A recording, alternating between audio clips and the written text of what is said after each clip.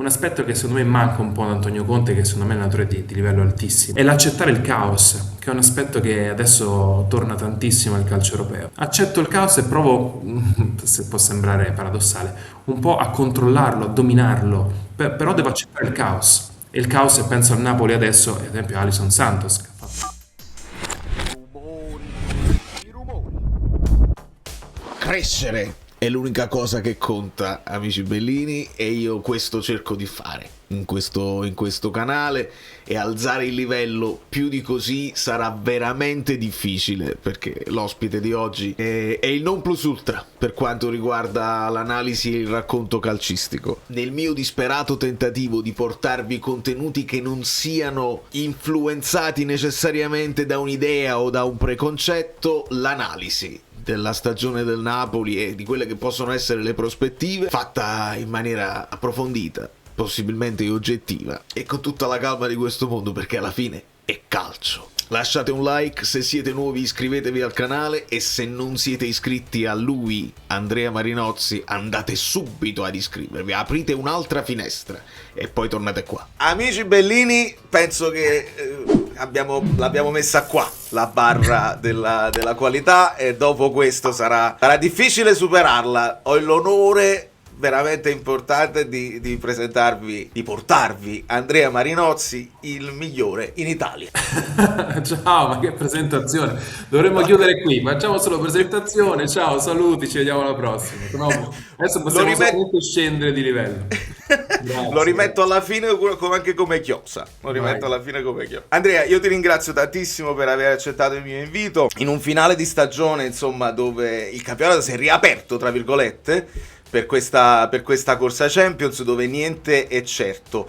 Ne approfitto anche per presentare anche un po' la partita col Pisa, che molti danno per scontato, giustamente, perché il Pisa è l'ultima squadra del campionato. Cosa possiamo aspettarci? Guarda, per non darla per scontato basta ricordare il risultato della Juve contro l'Hellas di qualche settimana fa. Già quello può indicare la via. Mi aspetterei però un successo del Napoli, anche nella prossima con l'Udinese, cioè chiudere bene questo campionato, conservare il secondo posto in classifica e poi pensare al futuro. Però la sorpresa è dietro l'angolo. Io non me l'aspettavo in questo finale di campionato, non solo per il Napoli, mi aspettavo appunto la Juve non vincesse con l'Hellas, che il Milan crollasse in questa maniera, che la Roma si riprendesse dopo la diatriba Ranieri-Gasperini. Non mi aspettavo tantissime cose in questo campionato, quindi vado ancora avanti con un grosso punto interrogativo legato alle prossime due giornate. Però guardando il calendario, dicendo qualcosa di più concreto, penso che il Napoli possa conservare il secondo posto in classifica. Quindi Pisa, andando un attimo nel particolare, Pisa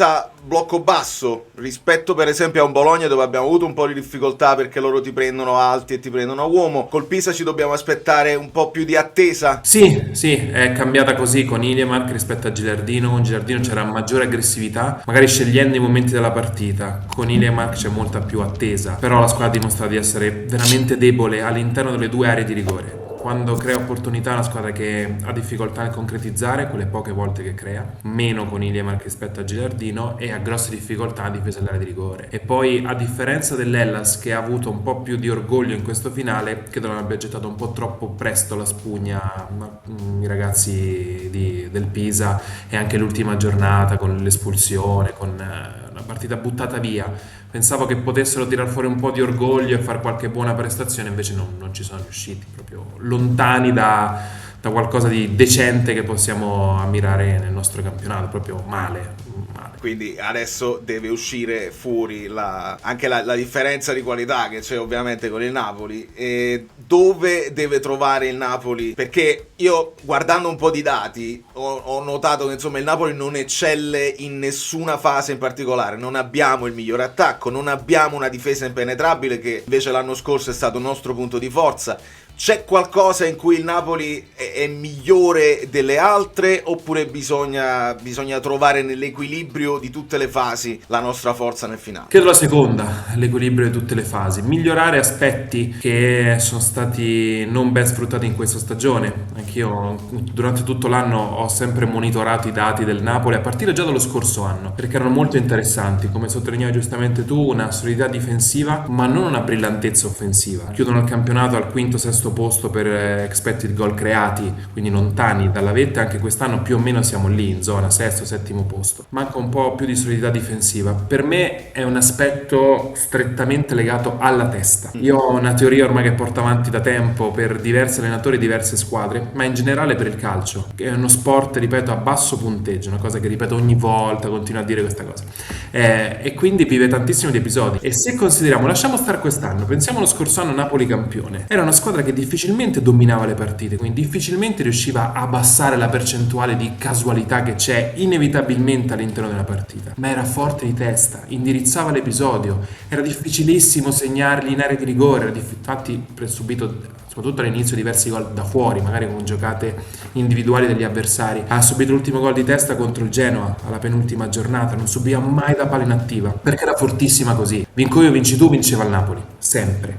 E questo aspetto quest'anno è venuto meno, e per me è venuto meno per il doppio impegno, perché tenere questa concentrazione così forte per 2 volte a settimana diventa molto complesso. Poi a questo aggiungi, sono usciti dalla Champions League, hanno avuto un buon percorso, sì, ma tanti infortunati. Quando mi è suonato il campanello d'allarme, quando ho visto il gol a proposito di Pisa-Napoli, l'errore di Lorenzo, un errore che non avrebbe mai commesso lo scorso anno. Prima Manchester City, se non ricordo male, gran partita, prima l'espulsione di Lorenzo perché mi sono piaciuti. L'altra partita con il Pisa ci vai, anche se non lo vuoi, inconsciamente concedi qualcosa, poi sei in vantaggio e quindi concedi qualcosa in maniera più palese. Questa è la grossa differenza con lo scorso anno, perché se guardiamo i numeri non c'è troppa differenza. È un Napoli che nella prima parte di stagione ha cercato un maggior dominio, infatti il field tilt, il possesso dell'ultimo terzo è più alto rispetto allo scorso anno, però è quella squadra lì, è migliorata la qualità generale ma ha avuto poco la possibilità di utilizzarla tutte insieme e trovare con tutti i giocatori a disposizione la formula giusta. Il Napoli più alto a mio avviso della stagione l'abbiamo vissuto nel periodo della Supercoppa, non solo in quelle 2 partite ma pre e post, diciamo dopo quella debacle di Bologna abbiamo visto il Napoli migliore, con un Neres brillante, con una squadra che aveva diverse alternative. Poi sono un po' seduti a obiettivo raggiunto, quando non c'era più possibilità di raggiungere lo scudetto hanno perso poi qualche punticino, ma credo che la dolorosa differenza, sono un po' lungo nella risposta, sia strettamente legata alla forza mentale, che è una caratteristica della squadra di Antonio Conte. È una cosa incredibile e non è un caso che riesca a vincere dopo un momento di appannamento totale, come è successo al Napoli, decimo poi vince, come è successo al Chelsea, come è successo alla Juventus, perché ha questa forza qui, unica, e quest'anno è venuta meno. Ed è molto interessante quello che mi dicevi anche dell'inizio, perché una delle domande, degli appunti che mi sono scritto è proprio questo: il Napoli di inizio anno quest'anno mi sembrava con la voglia anche di utilizzare, perché Conte secondo me basta ascoltarlo anche nelle poche conferenze, perché non fa più. Questa è un'altra cosa che mo ti chiedo: il non fare la conferenza prepartita, ma secondo te porta dei benefici? Gli dà più tempo per lavorare? Non sopporta il confronto? Cioè, perché? È una rottura di scatole per tutti, quindi quando possono evitarla la evitano, ma per tutti, almeno in Italia è così. Cercano il più possibile. Adesso ultimamente anche Spalletti manda i calciatori invece di andare lui direttamente, poi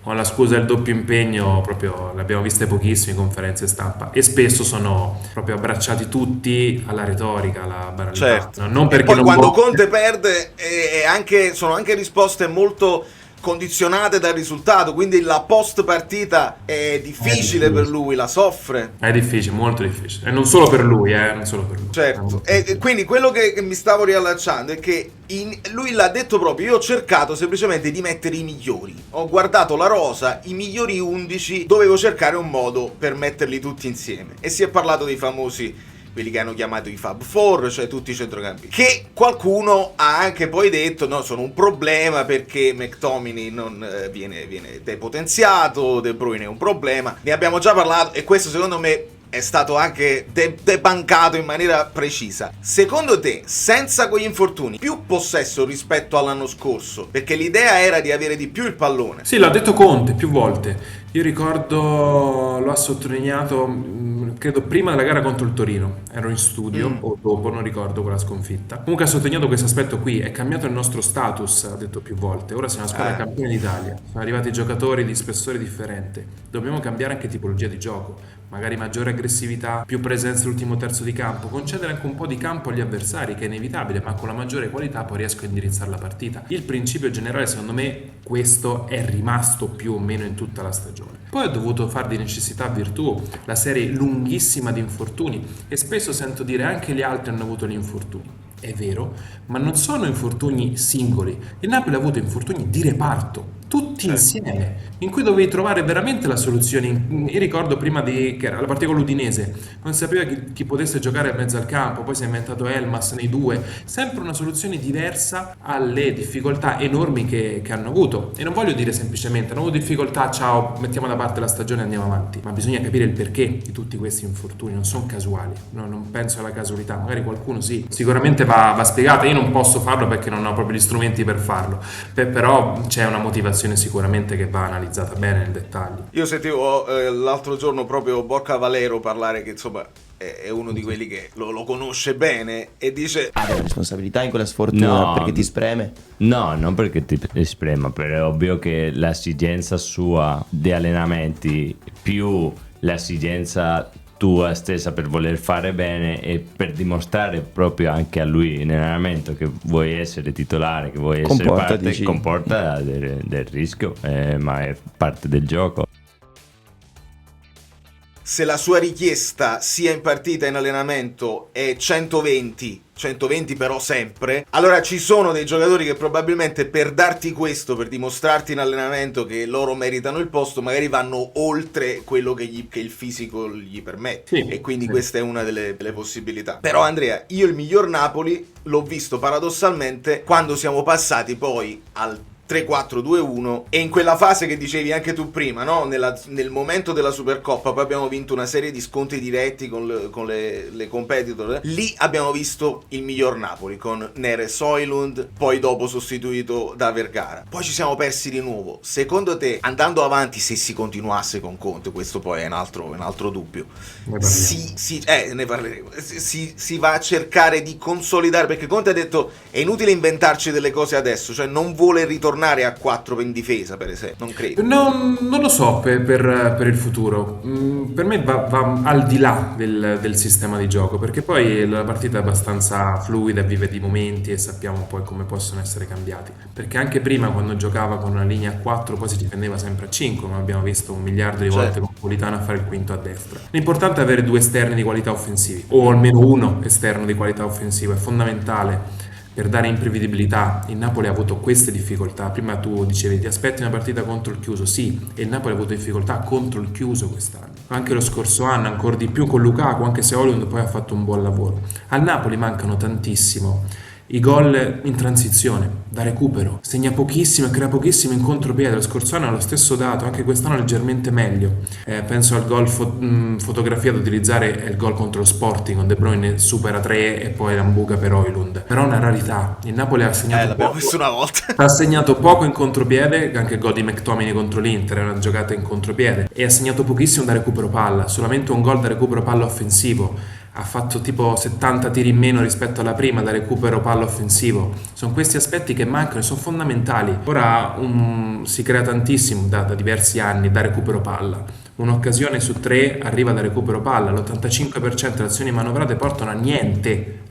Ah, bellissima sta cosa. E c'è questo dato così forte, abbiamo visto le partite tra Paris Saint-Germain e Bayern Monaco, è tutto un recupero palla, è tutta una transizione veloce, è tutto un giocare dall'altra parte con ritmo e con motore. E il Napoli ha avuto questa difficoltà. Poi ci ha messo un po' per trovare continuità da fermo, poi ha segnato 11 gol senza considerare i rigori, che è comunque un buon dato, però quell'aspetto è mancato, quindi sempre giocare contro il chiuso diventa difficile. Poi delle volte ti gira male, come è successo col Parma in 2 partite, come è successo col Verona, può girarti male, però doveva provare anche con l'Eintracht in Champions League, doveva provare il più possibile a avere delle alternative offensive oltre a giocare contro una squadra chiusa, cercare che quel chiuso non si creasse in maniera così rapida e repentina. Un aspetto che secondo me manca un po' ad Antonio Conte, che secondo me è un allenatore di livello altissimo, è l'accettare il caos, che è un aspetto che adesso torna tantissimo al calcio europeo. Accetto il caos e provo, se può sembrare paradossale, un po' a controllarlo, a dominarlo, però devo accettare il caos. E il caos, e penso al Napoli adesso, ad esempio Alisson Santos, che ha fatto tanta panchina, lo faceva tanto nello Sporting, ma giocava titolare in campionato. Però è lui, è un giocatore caotico, ti può perdere palla, che ti entra, ti sterza e spara la palla in tribuna o farti gol. però è il caos, ogni tanto va accettato e va a cercare il più possibile di gestirlo, anche se può sembrare un ossimoro. Il calcio sta andando in quella direzione. Se io ti chiedo la definizione del calcio moderno, prendiamo le squadre come PSG, come Bayern, quelle che accettano anche un rischio negli uno contro uno, insomma, con difese anche un po' più alte, che però ti aggrediscono. Quindi io parto sempre dal dato del PPDA per farla semplice e per avere un'idea di quelli che sono gli allenatori più moderni e quelli meno moderni che lo fanno di meno questa aggressione in avanti. In Italia la regina è il Como, giusto, con Fabregas, e poi a seguire insomma ci sono Gasperini. Il Napoli è sempre nel mezzo. Sì, E non so se per una questione anche di cambio, perché ha dovuto cambiare più volte il modo di approcciare a seconda dei giocatori che hai. Però per esempio Lazio, penso Milan, anche il Sassuolo, perché il Sassuolo ha fatto un ottimo campionato, invece meno secondo te dove si va? Cioè, nel senso, se vuoi diventare una squadra europea e dominare anche fuori dai confini, dobbiamo andare più verso quella direzione oppure consolidare? Perché l'Italia... No, ci sono tante direzioni, che credo che ci siano delle strade diverse da poter intraprendere, da poter percorrere. Se penso, da una parte c'è il Paris Saint-Germain, una squadra che appunto ha accettato il caos, ma è difficile da replicare. Luis Enrique ha costruito quella società facendo una rivoluzione incredibile, cambiando totalmente da Mbappé, Messi, Neymar, Verratti, Di Maria, portando tantissimi giocatori con le stesse caratteristiche e giovanissimi. Il Paris Saint-Germain ha 8 giocatori che sono fortissimi nel dribbling. Tolti i 2 centrali, gli altri movimenti sono tutti che possono puntarti in qualsiasi zona del campo e superarti. Quindi è un modello difficile da replicare. C'è il modello Arsenal, che è più simile a Napoli. Sono squadre che scelgono il momento di pressare, che rompono il blocco squadra e vanno a pressare. Il Napoli l'ha fatto bene nei momenti della stagione, soprattutto quando ha affrontato squadre forti che avevano voglia di giocarci un po' dentro la pressione, perché anche quello è un altro elemento. Puoi pressare quanto vuoi, ma se sposti palle e vai lungo, la pressione non ti porterà mai a un recupero, a un tiro, a un gol. Quindi questa è la strada che secondo me percorrerà Conte, se sia sulla panchina del Napoli o su un'altra non lo so, ma questa qui è più simile all'Arsenal che al Paris Saint-Germain. Ho un blocco forte che sa difendere bene la mia area di rigore, so essere aggressivo quando c'è il momento di aggredire,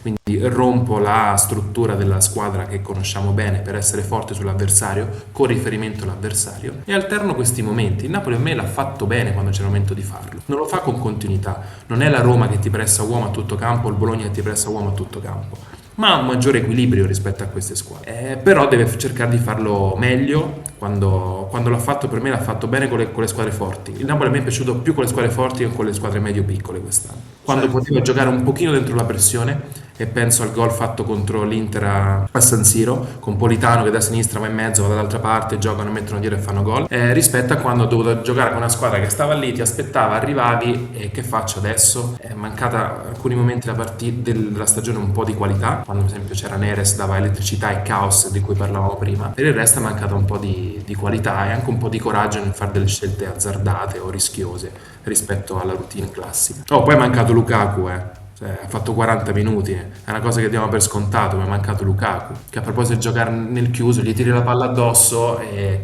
ti crea qualcosa per i compagni. Poi non è quello di qualche stagione fa, ma questo lo fa fare sempre benissimo. Højlund sta imparando a farlo, ma Lukaku è mancato, un'alternativa con queste caratteristiche. Højlund poi prima o poi ha bisogno anche di respirare un pochino, ha giocato Giovane quando non c'è stato, ma proprio non è il suo, non è quello la sua posizione. È quello, insomma, sì, noi non consideriamo Lukaku perché avendolo perso in pre-season non l'abbiamo mai visto quest'anno. E poi si è lavorato, appunto come dicevi, su Højlund per ricreare quelle che erano le caratteristiche di Lukaku che Højlund di base non aveva. Adesso io glielo vedo fare perché sta facendo molto lavoro con l'avversario alle spalle e cercare di fare inserire quella famosa giocata codificata che faccio spesso vedere alla community, cioè quando la palla parte per Højlund partono già i vari McTominay alle spalle, vanno forte perché si aspettano che controlli e smisti. Però in effetti è tutta una crescita. Tu hai fatto un video che guardato, ho preso uno screenshot, l'ho studiato e rimanderò la community a guardarlo, lo linkerò in sotto in descrizione sul precariato in Italia. Ah. Che è un discorso proprio di filosofia e di cultura che se non capiamo è difficile poi trovare quei risultati che adesso sta facendo l'Arsenal. Se tu non dai tempo e non ti fidi di un progetto che hai cominciato, diventa complicato prenderne i frutti e i vantaggi. Perché Arteta all'inizio non aveva fatto benissimo, mi confermi? No, arriva la stagione in corso, chiude ottavo, la stagione successiva uguale, poi quinto e poi una serie di secondi posti. Adesso mi diranno, ma ha speso tantissimo, questo ho detto anche nel video dell'altro ieri, ma anche in Italia abbiamo speso tantissimo, moltissime squadre e l'obiettivo è arrivare quarto. Squadre che abituate a vincere lo scudetto, penso alla Juve e al Milan quest'anno, o fare strada in Champions League. E il Napoli è stato un punto di riferimento in questi anni, ha commesso gli errori, ma è stato un punto di riferimento. Per me De Laurentiis ha lavorato bene, poi ha commesso gli errori a stagione al 10° posto, è evidente, ma riuscire a vincere abbassando il monte ingaggi è una cosa che si pensava non potesse essere mai fatta. Lui l'ha fatto e non so, e sono curioso anzi di capire come si muoverà il prossimo anno, se riprenderà questa strada, quindi penso con un altro allenatore, oppure se continuerà così, spendendo, cercando giocatori per vincere ancora, per avere continuità subito e all'immediato. È anche una questione di strutture. Un'altra domanda che mi facevano dalla community è questo, cioè come si fa, visto che pare che in Italia sia un po' più complicato. Qua allarghiamo il discorso non solo al Napoli, insomma, stadio di proprietà, ma anche quelle che sono le strutture per fare un settore giovanile che ti può portare nuovi talenti, e siamo molto indietro sotto questo punto di vista in Italia, no? Sì, tantissimo, e di certo continuando con questo trend non miglioreremo mai. A proposito di discorso che facevamo prima, ora si sentono solo voci di addii tra allenatori, direttori sportivi, e non è possibile. Cioè, se deve esserci un saluto, un arrivederci, chiudiamo qui il rapporto,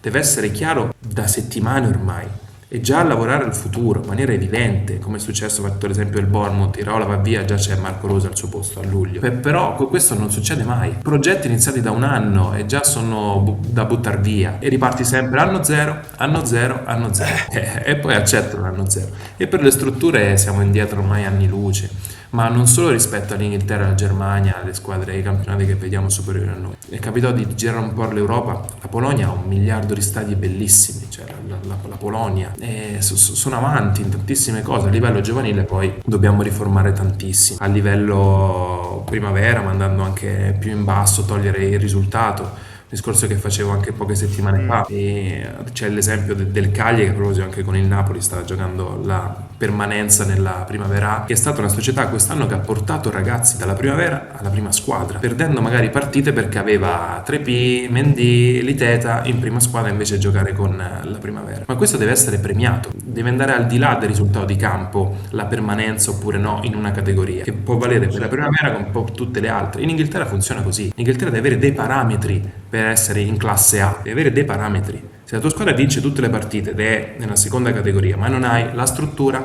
non hai allenatori full time, non hai lavorato bene anche a livello scolastico con i tuoi ragazzi, non ci vai, non sali di categoria, rimani lì. Quindi inizia prima a lavorare con le strutture, inizia a lavorare con allenatori, formatori che devono avere uno stipendio adeguato per far crescere i tuoi giocatori, inizia a portare ragazzi in prima squadra, inizia a lavorare con gli italiani, nel nostro caso, e allora poi puoi ambire a fare un salto, altrimenti non ci vai. Anche se la tua squadra vince tutte le partite, non ci vai.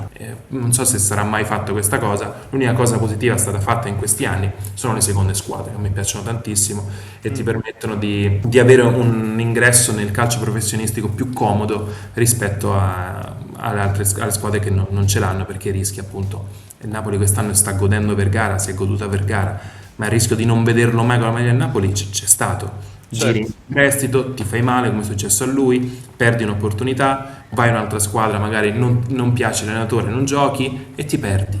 Ma sono tantissimi casi. Calafiori poteva rischiare di giocare ancora in Svizzera se non avesse incontrato il Bologna, Thiago Motta, intuizione, fa il centrale, non il terzino sinistro, cambiamolo un po', cambia la carriera. Di Marco, uno che ha raccontato che voleva smettere quando ha iniziato la carriera, giocava poi in Svizzera. Può succedere. E noi dobbiamo cercare il più possibile di non disperdere il talento, un vecchio discorso che cerco di fare ogni volta. Speriamo che si riesca da qui.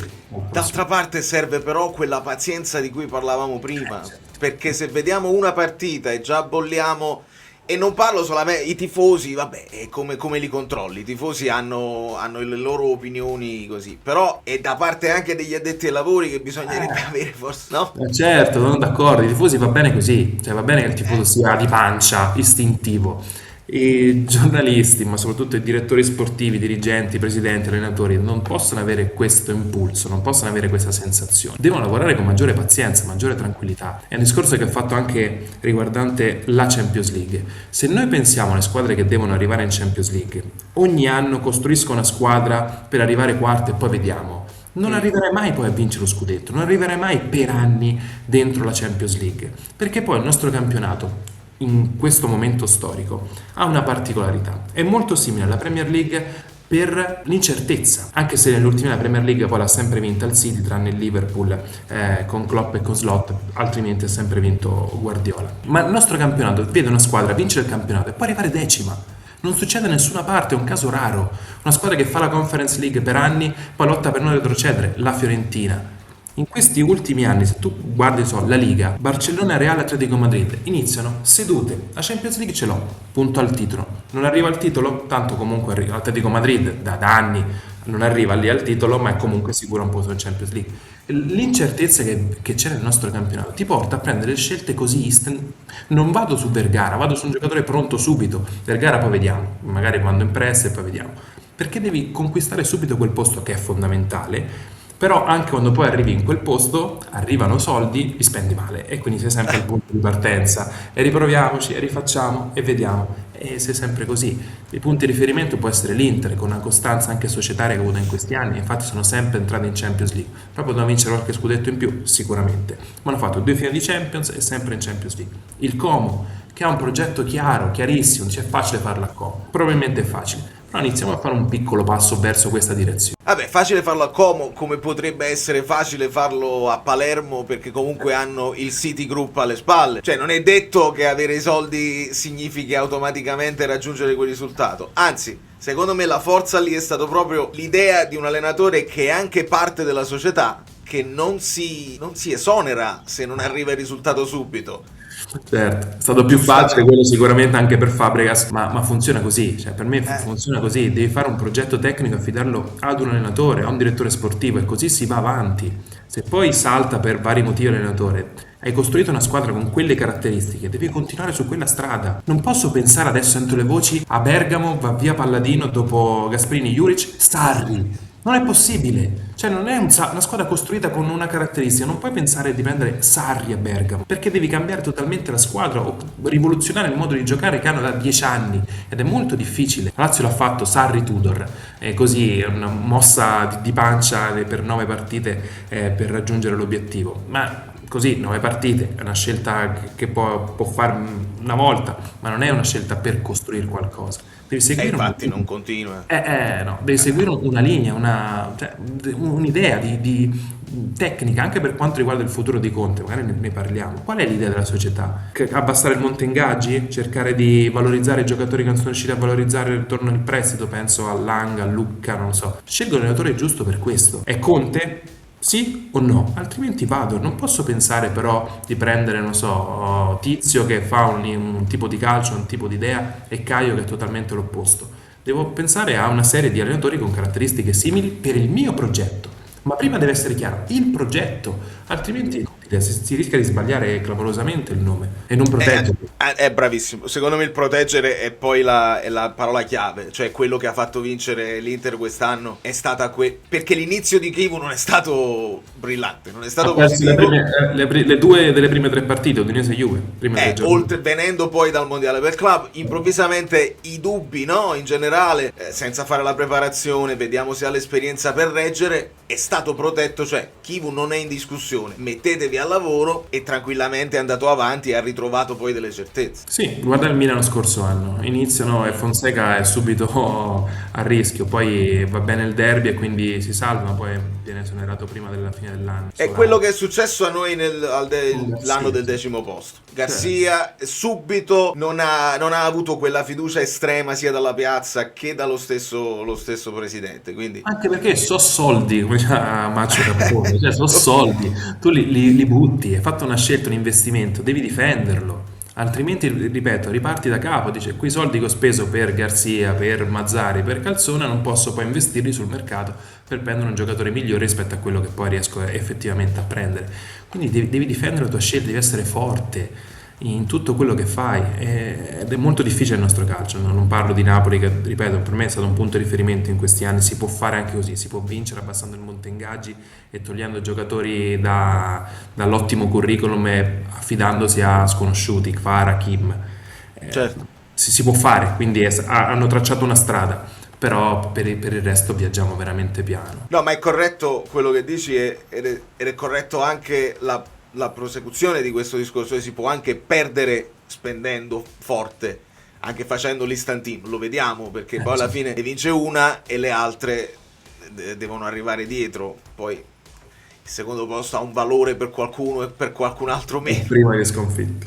Quella cosa come l'hai letta tu? Perché secondo me Conte soffriva nel dirlo, però è un po' come a dire a me, io lottare per il secondo posto non è nella mia mentalità, cioè non ce la faccio. No, ero lì perché prima della gara contro la Lazio, quindi ho fatto poi la telecronaca, mi ha stupito perché non mi è sembrato un messaggio suo, cioè di un vincente, ma un messaggio non giusto da mandare alla squadra prima di una partita. Poi si è anche visto, ma al di là del risultato poi brutto e della prestazione brutta contro la Lazio, non abbiamo più obiettivi, quella forza mentale che è stata la nostra qualità migliore per tutta la stagione viene meno. Cosa rimane? Poco, in quella partita pochissimo, e quindi non è stato secondo me un buon messaggio da mandare così all'esterno e anche all'interno del suo gruppo. È proprio così. Andrea, io ti terrei per un'altra mezza giornata, ovviamente, però non voglio abusare della tua gentilezza. Parlando del futuro, senza fare ipotesi, tu mi hai detto se l'Atalanta manda via Palladino e prende Sarri non è la stessa idea di calcio, eccetera. Per il Napoli sto sentendo tutti i nomi possibili e anche vedo differenze enormi tra i vari profili. Che succede? Cioè, non cosa dovrebbe fare il Napoli, ma secondo te perché c'è la possibilità, se c'è la possibilità, che il Napoli stia guardando profili così diversi? Cioè si affida semplicemente a un'idea di un allenatore credibile, il che secondo me è importante, al di là del calcio che voglia fare. Questo pensiero ci può stare, magari ci sta anche nel Napoli. A me non piace fino in fondo, per il discorso che facevamo prima. A proposito, spesso in politica, soprattutto a livello locale, voto la persona, non voto il progetto, l'idea, chi se ne frega, però lo conosco, quindi mi affido a lui. Per me si deve andare nel calcio in un'altra direzione, cosa voglio fare? Ma non solo in campo cosa voglio fare, che comunicazione voglio fare? Perché tra Sarri e, non lo so, Maresca, dicono il nome a caso, c'è molta differenza nella comunicazione. Quindi che comunicazione voglio? Che cosa voglio fare? Cercare il più possibile di valorizzare i giocatori, appunto, diciamo prima, che sono andati male, e quindi un allenatore che sa con pazienza lavorare, che non ha bisogno e voglia di vincere subito, ma può essere più paziente, e noi siamo più pazienti? Dipende la scelta della società. Dopo aver messo nero su bianco questi aspetti, scegli l'allenatore migliore con questi requisiti. Ma per me prima va fatto un progetto, un'idea. Dobbiamo abbassare il monte ingaggio, dobbiamo vendere i giocatori migliori, dobbiamo partire con Vergara che è la prima alternativa a Neres, penso, faccio il nome a caso, È meglio questo o meglio quest'altro? E poi faccio una scelta. Poi vado a vedere 3, 4, 5 nomi che rimangono, qual è l'allenatore migliore, ma al di là del sistema di gioco. Al di là di gioca a 3, gioca a 4, meglio questo, meglio quell'altro, più i principi per quanto riguarda il campo, ma tutti questi aspetti che sono fondamentali. Vuole un allenatore giovane perché magari è più vicino a questa generazione che magari è difficile da comprendere, ho un nome, e non è detto che debba sempre essere preso l'allenatore con il nome forte, perché il Bayern Monaco prende Company che aveva un nome forte da calciatore, ma che era in retrocesso col Barley. Maresca Certo. va al Chelsea, era il secondo di Guardiola. Arteta da secondo di Guardiola, grandi calciatori, Arteta, Company, giocatori di alto livello. Maresca un percorso differente ma comunque di alto livello, con tantissima esperienza in giro per l'Europa. Ma dipende cosa vuoi far tu. Noi ci vediamo sempre tantissimo al nome, tantissimo. Nomi che magari adesso sono passati un po' di generazioni e non sono più fenomenali come qualche anno fa. Io non penso questo di Conte, ne ho parlato tante volte, per me è un allenatore che si è evoluto nel tempo dal punto di vista tattico, di campo. ha capito che le cose che l'hanno portato a vincere qualche anno fa non funzionavano più, hanno bisogno bastano. di qualche sfumatura e l'ha messa dentro e ha vinto lo scorso anno alla sua maniera. Però credo che vada fatta questa scelta a Napoli e in altre piazze, va fatto prima che cosa vogliamo fare e poi scegliere l'allenatore giusto, non al contrario, perché spesso viene scelto, anche avendo delle dirigenze deboli, viene scelto il parafulmine, l'allenatore forte come è successo al Milan, no? Forte che metto lui in primo piano, lui prende le bastonate come è successo a Roma con Mourinho, metto lui in primo piano, ci pensa lui, manca tutta la società dietro, ci pensa lui, fa tutto lui. E questo delle volte può funzionare, delle volte no. Il Napoli non ha bisogno di un parafulmine, è una squadra che ha aumentato il suo status e lotta per vincere lo scudetto, per andare in Champions League con continuità ormai da anni, quindi ha bisogno di un progetto e vedremo quale sarà quello del Napoli. Magari continueranno con Conte, rimarranno sempre a livello alto con un monte ingaggi alto e continueranno con lui il percorso per un altro anno, l'ultimo anno di contratto, non so. Dimmi la tua, magari sei più dentro, sai qualcosa in più. No, io il dubbio è sempre quello, insomma, rilanciare, perché l'idea, secondo me, che Conte avesse il progetto dei 3 anni in testa, secondo me c'è, perché primo anno, avendola vinta per un punto, insomma, punto a punto, è come se non fosse il progetto di vincere subito. Primo anno doveva essere per risalire da quel 10° posto, quindi ricostruire una credibilità di squadra. E vinci o non vinci, l'hai fatto perché fai un campionato di vertice. Il secondo anno, tentare di importi come squadra che non è detto che deve per forza aspettare o puntare sulla difesa, e quindi l'idea del possesso, insomma, di avere una squadra più propositiva, anche più aggressiva in avanti, non si è potuto fare, però secondo me quella era l'idea. Con il terzo anno, perché quest'anno Conte dice noi abbiamo dovuto mettere molti giocatori nuovi, ed è vero, perché bisognava creare una squadra per il doppio impegno, però poi li devi inserire. L'idea sua, secondo me, era di inserirli a poco. Come è sempre stato. E li devi invece inserire quasi subito quando ti vengono meno il resto dei titolari. Quindi l'idea, secondo me, era il terzo anno andiamo a fare il campionato per giocarcela veramente per vincere. Però non lo so, se io l'ho visto anche un po' stanco a tratti in questa stagione. No, la cosa che vorrei aggiungere è che non è tramontata questa possibilità. Cioè, al di là dell'allenatore, della stanchezza, della stagione vissuta, ma il Napoli con questa rosa prossimo anno, a mio avviso, può tranquillamente competere con l'Inter per vincere lo scudetto. Con questa rosa qui, naturalmente tolti tutti gli infortuni, lavorando meglio, certo, dal punto di vista fisico e medico, non so che termini utilizzare per migliorare questi aspetti. Però questa rosa qui può vincere domani di nuovo il nostro campionato, per il discorso che facciamo prima della possibilità di oscillazioni così ampie. Magari l'Inter fa più in Champions League e perde punti in campionato, o il Napoli fa strada in Champions League e perde punti in campionato, ma la squadra per me c'è, cioè, sono pochi giocatori da dover acquistare per migliorare il livello. Si parla di un esterno a destra, di un altro giocatore magari offensivo, un'altra punta sicuramente se Luca dovesse andare via, che credo che sì, comunque se riuscissero a venderlo. Non ci siamo innamorati.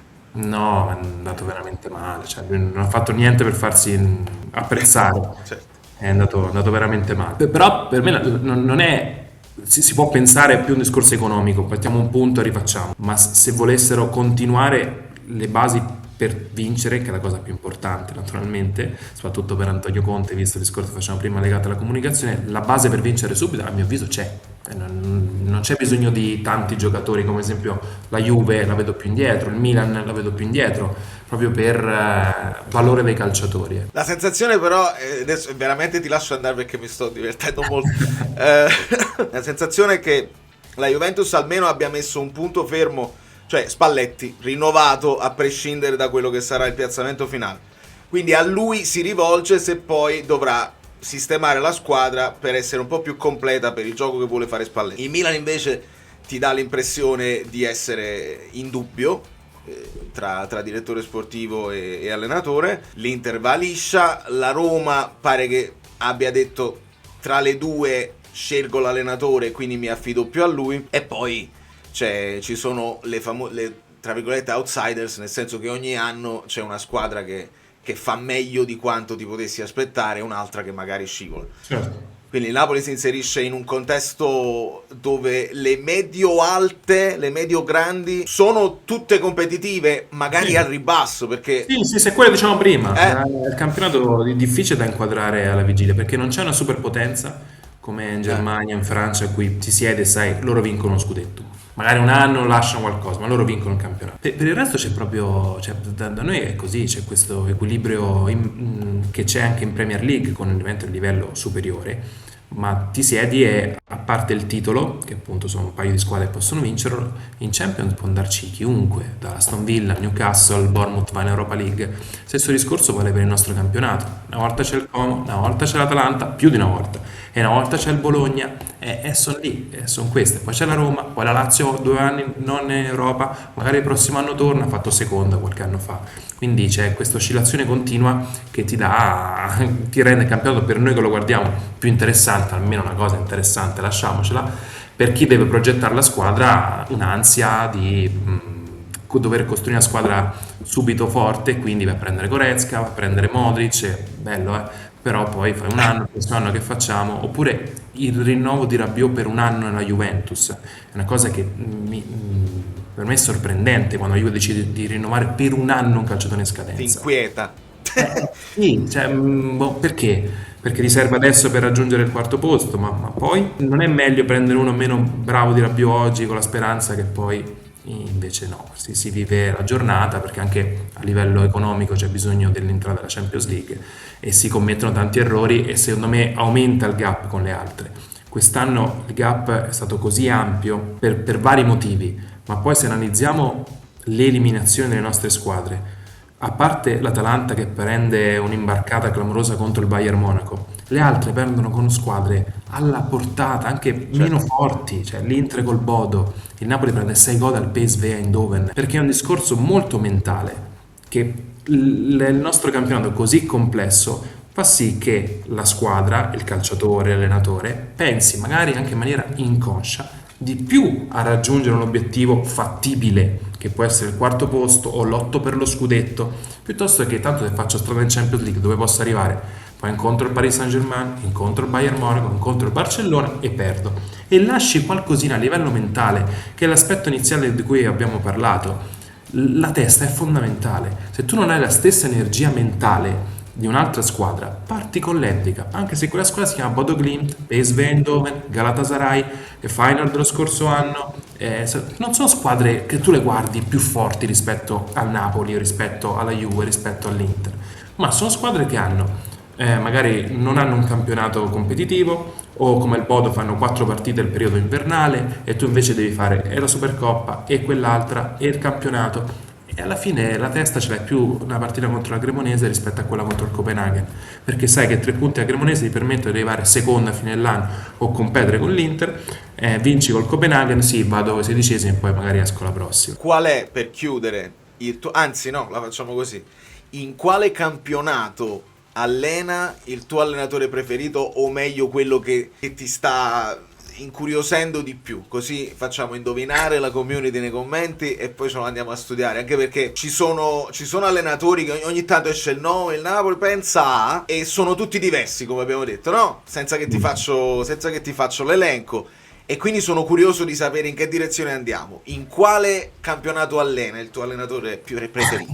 Io ho un allenatore preferito, anzi ne ho 2 proprio per distacco, ti faccio anche i nomi, sono Guardiola e Luis Enrique. Luis Enrique quando è arrivato a Roma io mi sono proprio innamorato della sua idea così pazza all'epoca, quindi loro 2 li mettiamo da parte, però io non ho un allenatore preferito, cioè se io voglio guardare qualcosa di specifico legato a, non lo so, al pressing guardo uno, se alla gestione del pallone sotto la pressione guardo un altro, se devo guardare come si muovono contro l'ultimo blocco, l'ultimo terzo di campo, guardo uno, palle inattive, ne guardo un altro. Quindi ha un insieme di caratteristiche.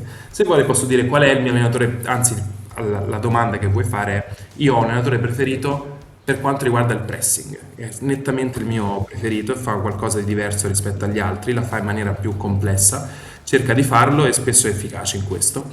E allena, non do nessun aiuto, però allena, non vado oltre, in Premier League. Ah, vedi, bello.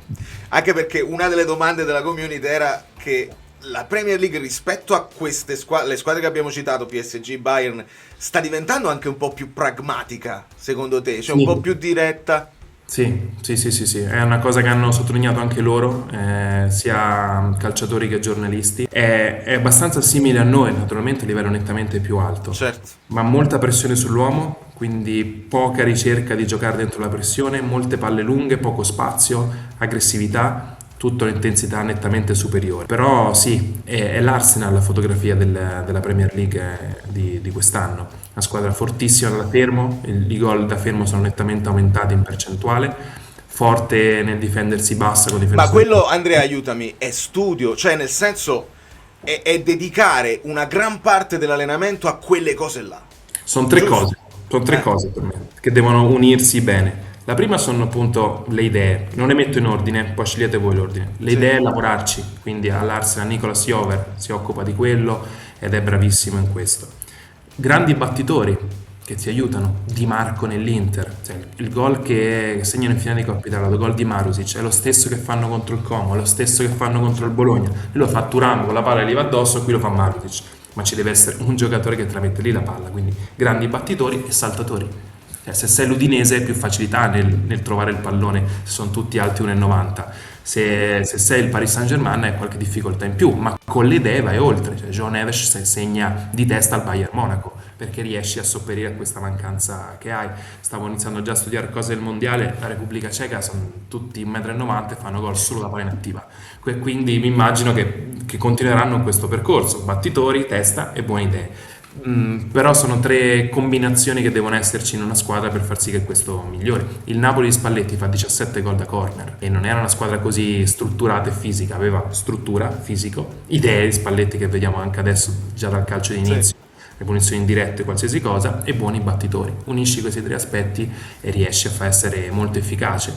E l'Arsenal quest'anno, soprattutto nella prima parte di stagione, aveva una percentuale altissima di gol da fermo. E l'Arsenal, come il Napoli di Conte, ha avuto grosse difficoltà contro il chiuso, perché poi è mancato Saka, che a destra è uno che dà qualità, è mancato Odegaard, che era un po' come, non per caratteristica, ma per intesa di Lorenzo Politano e Anghissà, lato destro del Napoli. Lì c'erano Timber, Odegaard e Saka, sono mancati tutti e tre, e ti manca quella relazione che non riesci a ricreare rapidamente con altri calciatori, perché non ce l'hanno, perché si costruisce nel tempo e non è detto che si costruisca. Grazie. A te, ci vediamo il prossimo anno. Facciamo il prossimo anno.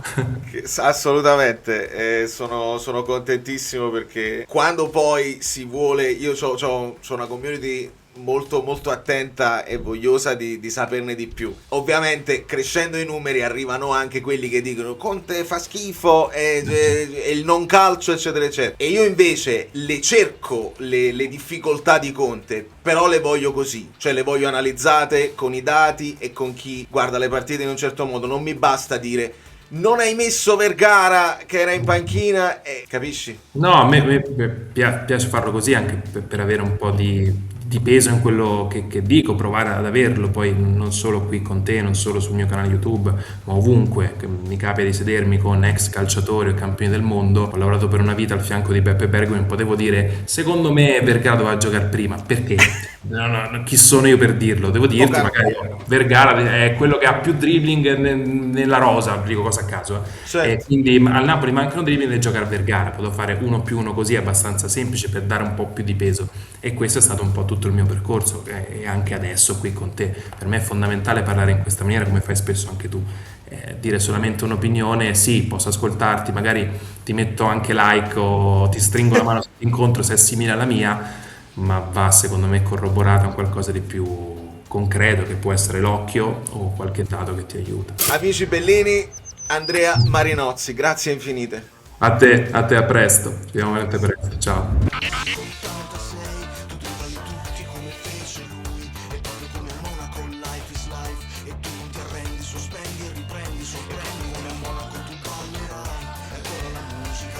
Tutti come la grande mela che non dorme mai, il frutto delle scelte di una vita che racconta.